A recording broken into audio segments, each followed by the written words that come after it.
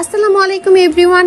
আজকে আপনাদের জন্য আনবক্সিং ভিডিও নিয়ে চলে আসলাম।